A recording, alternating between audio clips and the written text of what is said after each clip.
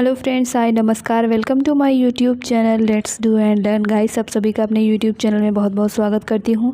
और आज मैं बाल विकास के प्रैक्टिस सेट लेकर यहां पर हाजिर हुई हूं। और जिन लोगों ने अभी तक हमारे यूट्यूब चैनल को सब्सक्राइब नहीं किया है, आप सभी से हाथ जोड़ के रिक्वेस्ट है, प्लीज़ आप सब हमारे यूट्यूब चैनल को सपोर्ट करें, सब्सक्राइब करें, अपने दोस्तों को शेयर करें, ताकि ज़्यादा से ज़्यादा लोग हमसे जुड़ सकें और हमारा भी हौसला बढ़ सके।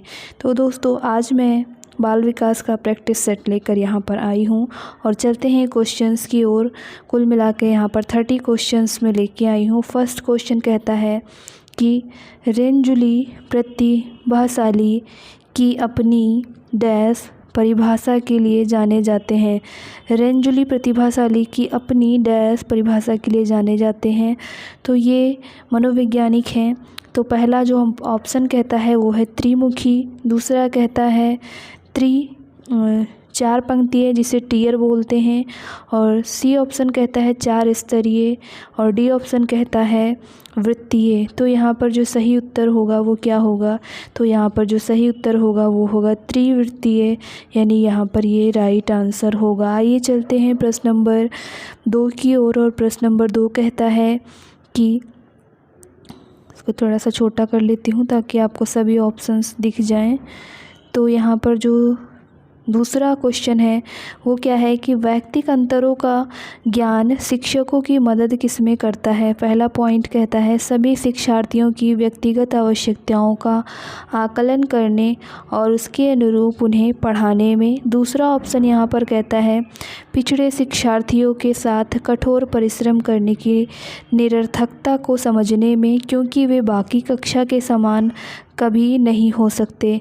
थर्ड पॉइंट कहता है व्यक्तिगत अंतरों को शिक्षार्थियों की असफलता की स्वीकृति एवं उत्तरदायी ठहराने में। डी ऑप्शन कहता है सभी शिक्षार्थियों को समान रूप से लाभ पहुंचाने के लिए अपनी प्रस्तुति शैली को एक रूप बनाने में। तो यहाँ जो सही उत्तर होगा वो होगा हमारा ए वाला ऑप्शन, यानी ए ऑप्शन कहता है कि सभी शिक्षार्थियों की व्यक्तिगत आवश्यकताओं का आकलन करने और उनके अनुरूप पढ़ाने में क्या होता है, तो व्यक्तिगत अंतर जिसे हम इंडिविजुअल डिफरेंस बोलते हैं, तो वो हेल्प करता है। ऑप्शन नंबर बी यहाँ पर राइट आंसर होगा इस प्रश्न के लिए।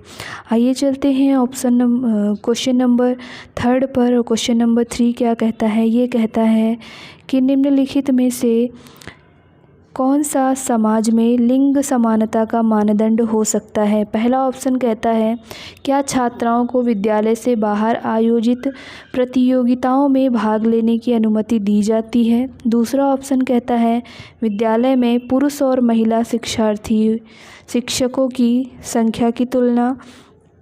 तीसरा ऑप्शन कहता है कक्षा 12 में लड़कों और लड़कियों द्वारा समान संख्या में प्राप्त विशिष्ट योग्यता। और चौथा ऑप्शन कहता है कक्षा 12 तक पहुंचने वाले लड़कों एवं लड़कियों की संख्या की तुलना। तो यहाँ पर प्रश्न नंबर 3 का जो सही उत्तर होगा वो होगा हमारा डी वाला ऑप्शन। और डी वाला ऑप्शन क्या कहता है? ये कहता है कक्षा 12 तक पहुंचने वाले लड़कों एवं लड़कियों की संख्या की क्या की जाए? तुलना की जाए। तो ये हमारा यहाँ पर डी वाला उत्तर सही उत्तर होगा। ये चलते हैं प्रश्न नंबर 4 की ओर। और प्रश्न नंबर 4 क्या कहता है? निम्न में से कौन सा विकास का सिद्धांत नहीं है पूछा है। तो पहला है विकास लंबवत ना होकर वर्तुलाकार होता है। दूसरा ऑप्शन कहता है विकास क्रमबद्ध होता है। आइए थर्ड ऑप्शन की ओर चलते हैं। थर्ड ऑप्शन कहता है विकास निरंतर होता है। और डी ऑप्शन कहता है विकास मशीनी प्रक्रिया है। तो यहाँ पर विकास निरंतर होता है, सही बात है। विकास वर्तुलाकार होता है, ऑप्शन नंबर ए भी राइट है। विकास क्रमबद्ध होता है, बी भी राइट है। यहाँ पर जो रॉन्ग आंसर है, नहीं पूछा था क्वेश्चन में, तो रॉन्ग आंसर हमारा ये वाला होगा, यानी ये यहाँ पर सही उत्तर होगा। ये चलते हैं प्रश्न नंबर 5 की ओर। और ये कहता है किसी विद्यार्थी की सबसे महत्वपूर्ण विशेषता है। पहला ऑप्शन कहता है उत्तरदायित्व की अनुभूति, दूसरा कहता है ईमानदारी, तीसरा कहता है सहभागिता, और चौथा कहता है आज्ञाकारिता। तो इन 4 ऑप्शंस में से जो सही उत्तर होगा वो क्या होगा? आज्ञाकारिता, यानी किसी विद्यार्थी की क्या है? सबसे महत्वपूर्ण विशेषता है। आइए चलते हैं प्रश्न नंबर 6 की ओर। ये कहता है कि विद्यालय में विद्यार्थियों को कैसे अभिप्रेरित करना उचित है? पहला ऑप्शन है चुने गए अध्ययन द्वारा, दूसरा है प्रासंगिक अध्ययन द्वारा, तीसरा कहता है गहन अध्ययन द्वारा, चौथा कहता है सस्वर अधिगम द्वारा। तो इन 4 ऑप्शंस में से जो सही उत्तर होगा वो होगा हमारा डी वाला ऑप्शन, यानी सस्वर अधिगम द्वारा। ये हमारा सही उत्तर होगा प्रश्न नंबर 6 के लिए। आइए चलते हैं प्रश्न नंबर 7 की ओर। और प्रश्न नंबर 7 क्या कहता है? तो ये कहता है कि एक शिक्षक विद्यार्थी को अनुप्रेरित कर सकता है। पहला ऑप्शन है पुरस्कार देकर, दूसरा ऑप्शन कहता है सही मार्गदर्शन कराकर, तीसरा ऑप्शन कहता है उदाहरण देकर, और चौथा ऑप्शन कहता है कक्षा में भाषण देकर। तो प्रश्न नंबर 7 के लिए जो सही उत्तर होगा वो होगा हमारा पुरस्कार देकर, यानी एक शिक्षक विद्यार्थियों को अनुप्रेरित कर सकता है पुरस्कार देकर। तो ये हमारा सही उत्तर हो गया। आइए चलते हैं प्रश्न नंबर 8 की ओर। ये कहता है कि थोड़ा सा बड़ा क्वेश्चन है, ध्यान से पढ़िएगा। एक शिक्षिका 2 असमान गिलासों को प्रदर्शित करती हुई जूस की समान मात्रा से भरे हुए हैं। वह दोनों भिन्न गिलासों में खाली करती है, जिसमें एक लंबा और एक दूसरा चौड़ा होता है। वह बच्चों को उस गिलास की पहचान करने के लिए कहती है जिसमें ज़्यादा जूस है। बच्चे प्रत्युत्तर देते हैं कि लंबे गिलास में जूस ज़्यादा है। शिक्षिका कि बच्चों को डैश कठिनाई है। तो पहला है ऑप्शन समायोजन की, दूसरा है अहम केंद्रिता, तीसरा है विकेंद्रीकरण और चौथा है पलटावी। तो यानी बच्चों ने कौन सा यहाँ पर उत्तर दिया? तो ये हमारा जिस प्रकार का बच्चे उत्तर दे रहे हैं ये हमारा हम क्या कर रहे हैं? डिसेंट्रलाइज कर रहे हैं। दैट मीन्स कि विकेंद्रीकरण, बच्चों ने क्या किया? विकेंद्रीकरण को यहाँ पर प्रदर्शित किया। आइए चलते हैं प्रश्न नंबर 9 की ओर। ये भी बड़ा क्वेश्चन है, ध्यान से पढ़ेंगे प्रश्न नंबर 9 को। और प्रश्न नंबर 9 क्या कहता है? ये कहता है आ बा सा 3 शिक्षार्थी हैं जो अंग्रेजी पढ़ते हैं। आ को यह विषय रोचक लगता है और वह सोचता है कि यह उसके भविष्य में सहायक होगी। बा अंग्रेजी इसलिए पढ़ती है क्योंकि वह कक्षा में पहला स्थान प्राप्त करना चाहती है। सा अंग्रेजी विषय इसलिए पढ़ता है क्योंकि उसका प्राथमिक सरोकार उत्तीर्ण होने वाले ग्रेड्स प्राप्त करने हैं। आ बा सा के उद्देश्य क्रमशः क्या हैं ये बताना है। पहला ऑप्शन इसके लिए है निपुणता, निष्पादन उपेक्षा। दूसरा ऑप्शन कहता है निष्पादन उपेक्षा निपुणता। तीसरा ऑप्शन कहता है निष्पादन उपेक्षा निपुणता निष्पादन। चौथा ऑप्शन कहता है निपुणता निष्पादन उपेक्षा और निष्पादन। तो इन 4 ऑप्शंस में से प्रश्न नंबर 9 के लिए जो सही उत्तर होगा वो हमारा ए वाला ऑप्शन सही उत्तर होगा, यानी निपुणता निष्पादन उपेक्षा। ये हमारा राइट आंसर यहाँ पर होगा। आइए चलते हैं प्रश्न नंबर प्रश्न नंबर 10 की ओर। और प्रश्न नंबर 10 क्या कहता है? ये कहता है कि निम्नलिखित में से डैश के अतिरिक्त सभी के कारण अधिगम अक्षमता उत्पन्न होती है। पहला ऑप्शन इसके लिए कहता है शिक्षक की शिक्षण शैली, दूसरा ऑप्शन कहता है जन्म से पहले माँ द्वारा मदिरा सेवन, तीसरा ऑप्शन कहता है मंदबुद्धिता और चौथा ऑप्शन कहता है शैशव काल के समय दिमागी बुखार। तो प्रश्न नंबर 10 के लिए जो सही उत्तर होगा वो होगा हमारा ए वाला ऑप्शन, यानी शिक्षक की शिक्षण शैली क्या करती है? निम्नलिखित में से के अतिरिक्त सभी के कारण अधिगम अक्षमता यानी उत्पन्न हो जाती है। और ये सभी क्या हैं? तीनों ही बाकी जो बच रहे हैं ये अधिगम अक्षमता हैं। तो उम्मीद करती हूँ आपको क्वेश्चन नंबर 10 समझ में आया होगा। 11 की ओर चलते हैं। प्रश्न नंबर 11 कहता है कि निम्नलिखित में से कौन सा कथन बच्चे के विकास में परिवेश की भूमिका का समर्थन करता है? तो पहला पॉइंट कहता है कि कुछ शिक्षार्थी सूचनाओं का जल्दी प्रक्रमण करते हैं जबकि उसी कक्षा के अन्य विद्यार्थी ऐसा नहीं कर पाते। दूसरा ऑप्शन है पिछली कुछ दशाब्दियों में बुद्धि लब्धांक परीक्षा में शिक्षार्थियों के औसत प्रदर्शन में लगातार वृद्धि हुई है। तीसरा ऑप्शन कहता है एक समान जुड़वा बच्चे जिनका लालन पालन भिन्न घरों में हुआ है, लड़की उनकी बुद्धि लब्धि 0.75 के समान उच्च है। डी ऑप्शन कहता है शारीरिक रूप से स्वस्थ बच्चे अक्सर नैतिक रूप से अच्छे पाए जाते हैं। तो यहाँ पर जो परिवेश की बात की है सबसे ज़्यादा भूमिका, तो वो बी वाला ऑप्शन होगा कि पिछली कुछ दशाब्दियों में बुद्धि लब्धांक परीक्षा में शिक्षार्थी के औसत प्रदर्शन में लगातार क्या हुई है, तो वृद्धि हुई है। ये ऑप्शन यहाँ पर राइट आंसर होगा। आइए चलते हैं प्रश्न नंबर 12 की ओर। प्रश्न नंबर 12 क्या कहता है, ये कहता है निम्नलिखित में से कौन मूर्तवाचक अवधारणा का उदाहरण नहीं है। मूर्तवाचक नहीं है कौन, ये बताना है। योग्यता, दूसरा है कुर्सी, तीसरा है बल, चौथा है गति। तो आप जानते हैं योग्यता को मूर्त रूप नहीं दिया जा सकता, ये क्या है, अमूर्त है। तो ये वाला ऑप्शन यहाँ पर राइट आंसर होगा। चलते हैं प्रश्न नंबर 13 की ओर। प्रश्न नंबर 13 क्या कहता है, संकल्पनाओं की व्यवस्थित प्रस्तुति विकास के निम्नलिखित किन सिद्धांतों के साथ संबंधित हो सकती है। तो पहला ऑप्शन कहता है विकास सापेक्ष रूप से क्रमिक होता है। दूसरा ऑप्शन कहता है विकास के परिणाम स्वरूप वृद्धि होती है।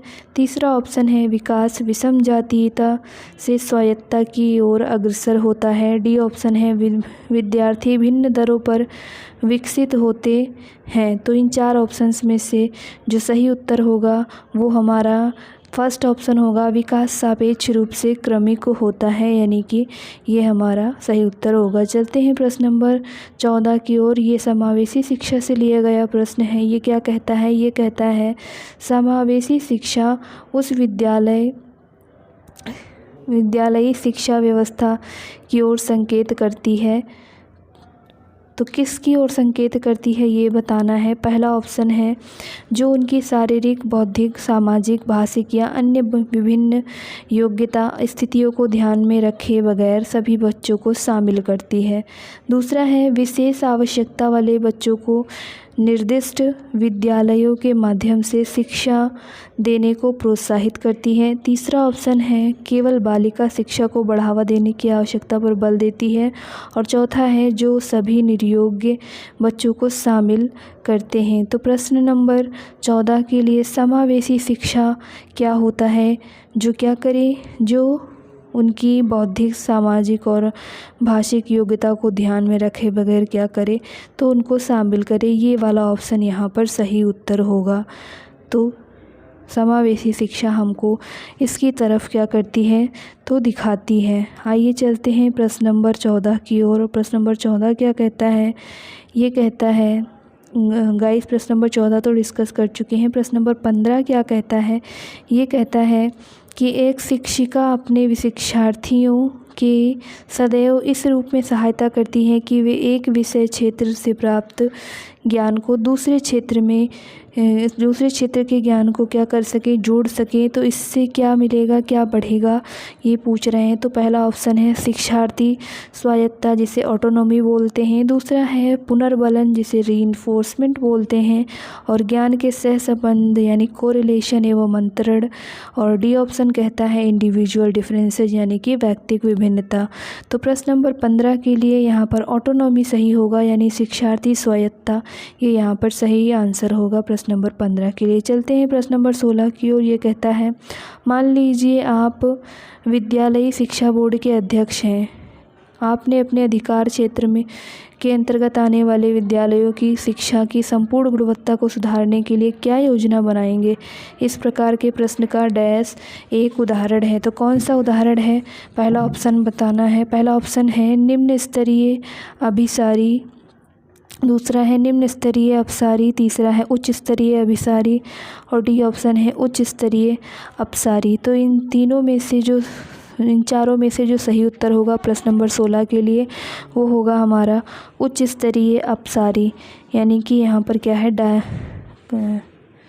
डायरेक्ट हमारा डी वाला आंसर सही होगा, जो कि उच्च स्तरीय क्या है, अपसारी चिंतन का उदाहरण है। तो आइए चलते हैं प्रश्न नंबर 17 की ओर, जो कि उपलब्धि अभिप्रेरणा से है। क्या है उपलब्धि अभिप्रेरणा, ये बताना है। पहला ऑप्शन इसके लिए है सफलता व असफलता को समान रूप से स्वीकारने की तत्परता। दूसरा है बिना विचारे जल्दबाजी में कार्य करने की प्रवृत्ति। तीसरा ऑप्शन है चुनौतीपूर्ण कार्य करने में डटे रहने की प्रवृत्ति। और चौथा है असफलता से बचने की प्रवृत्ति। तो इन चार ऑप्शंस में से प्रश्न नंबर 17 के लिए जो सही है वो क्या है, चुनौतीपूर्ण कार्य करने में डटे रहना ही क्या कहलाता है, उपलब्धि अभिप्रेरणा कहलाता है, मोटिवेशन कहलाता है। तो आइए चलते हैं सतत और व्यापक मूल्यांकन से लिए गए प्रश्न पर। और ये क्या कहता है, तो ये प्रश्न कहता है सतत और व्यापक मूल्यांकन की योजना में व्यापक शब्द का क्या मीनिंग है के अलावा निम्नलिखित के द्वारा समर्थित किया जाता है।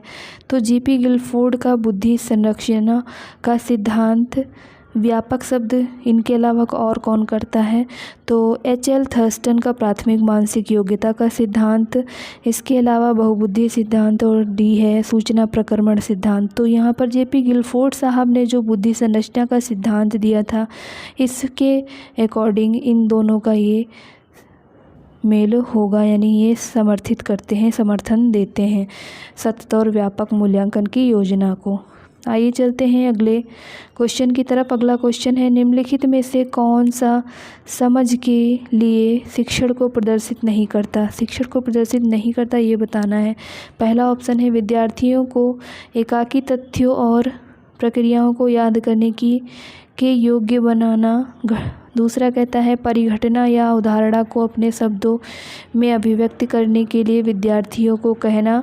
तीसरा है नियम जैसे काम करता है इसे स्पष्ट करने हेतु उदाहरण उपलब्ध कराने के लिए विद्यार्थियों को पढ़ाना।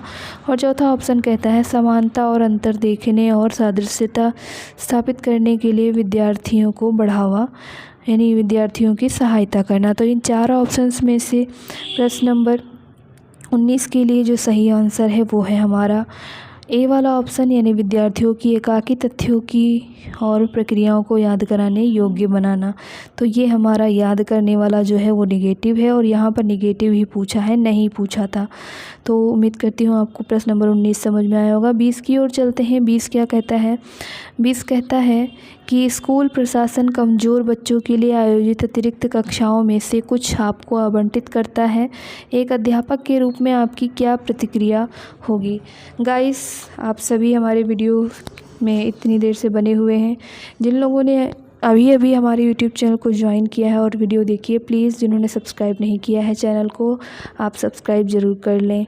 आइए चलते हैं ऑप्शंस की ओर। ऑप्शन क्या कहते हैं, तो ऑप्शन कहता है प्रतिवाद करेंगे और कक्षा नहीं लेंगे। दूसरा है निर्णय के पुनर्विचार का आग्रह करेंगे, विद्यार्थियों से कहेंगे कि वे स्वयं तैयारी करें। और डी ऑप्शन है इसे अपने दायित्व के रूप में स्वीकार करेंगे। तो प्रश्न नंबर 20 के लिए डी ऑप्शन है, इसे अपने दायित्व के रूप में क्या करेंगे, तो स्वीकार करेंगे। चलते हैं 21 की ओर। 21 क्या कहता है, ये हमारा बहुत ही अच्छा क्वेश्चन है। आजकल इसी तरह के क्वेश्चन सीटेट में पूछे जा रहे हैं। तो ये क्वेश्चन कह रहा है कि अध्यापन की पद्धति के रूप में व्याख्यान प्रणाली के बारे में निम्नलिखित कथनों का अध्ययन करें। पहला जो पॉइंट दिया गया है वो कहता है सूचना प्रदान करने की यह एक कुशल विधा है। सेकेंड पॉइंट कहता है विद्यार्थियों को आलोचनात्मक दृष्टि से सोचने के लिए प्रेरित करने हेतु एक प्रभावशाली प्रणाली है। इनमें से कौन सा कथन सही है ये बताना है। तो प्रश्न नंबर 21 के लिए पहला ऑप्शन कहता है केवल 1, दूसरा कहता है केवल 2, तीसरा कहता है 1 और 2 दोनों, और थर्ड डी ऑप्शन कहता है कि दोनों ही नहीं होंगे। तो प्रश्न नंबर 21 के लिए केवल 1, यानी कि पहला ऑप्शन ये वाला राइट है कि यह सूचना प्रदान करने की एक कुशल विधा है। आइए चलते हैं प्रश्न नंबर 22 की ओर, और ये कहता है मीडिया का एक उदाहरण जो अधिगमकर्ता को प्रत्यक्ष प्रस्तुतिकरण द्वारा अधिगम में सहायक होता है। तो पहला ऑप्शन है शैक्षिक टेलीविज़न, दूसरा है शैक्षिक प्रसारण, तीसरा है ओवरहेड प्रोजेक्टर और चौथा है टेलीफोन। तो इन 4 ऑप्शंस में से शैक्षिक जो टेलीविज़न है वो हमारा सही उत्तर होगा। आइए चलते हैं प्रश्न नंबर 23 की ओर। ये कहता है कि विकास के परिप्रेक्ष्य में समय के साथ होने वाले परिवर्तनों में से निम्न में से क्या शामिल है। तो पहला है रूप, दूसरा है दर, तीसरा है अनुक्रम, चौथा है ये सभी। तो आप जानते हैं ये सभी ही शामिल हैं विकास के दर में, विकास के परिप्रेक्ष्य में। चलते हैं प्रश्न नंबर 24 पर। यह कहता है प्रतिबिंब, अवधारणा, प्रतीक और संकेत, भाषा, शारीरिक क्रिया और मानसिक क्रिया अंतर्निहित है। तो पहला ऑप्शन इसके लिए है अनुकूलन, दूसरा है प्रेरक पेशी विकास, तीसरा है समस्या समाधान और चौथा है विचारात्मक प्रक्रिया।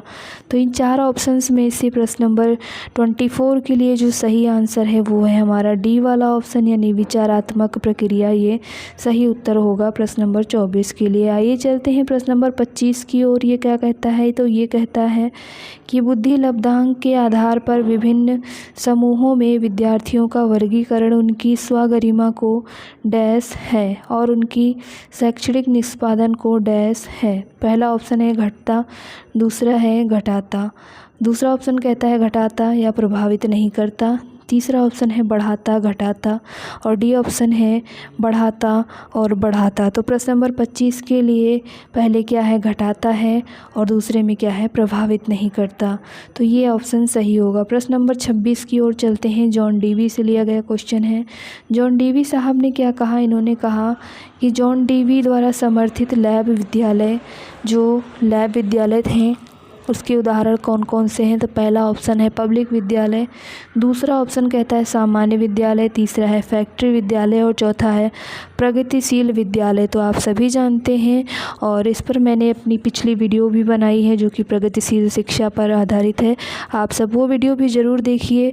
और प्रगतिशील शिक्षा से हर बार 4 से 5 नंबर के क्वेश्चंस आपके सीटेट के दोनों ही लेवल के पेपर में आते हैं। तो प्रश्न नंबर 26 के लिए जो सही आंसर होगा वो होगा प्रोग्रेसिव एजुकेशन यानी कि प्रगतिशील शिक्षा, प्रगतिशील विद्यालय।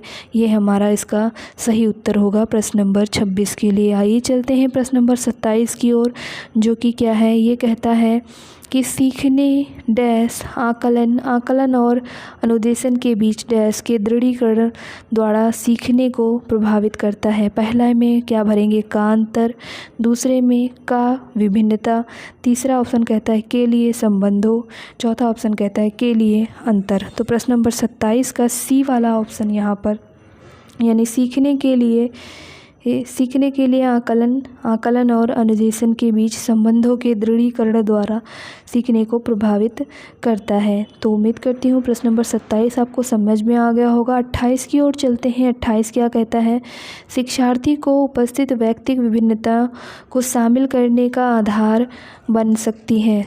तो क्या आधार बन सकता है, पहला है शिक्षण के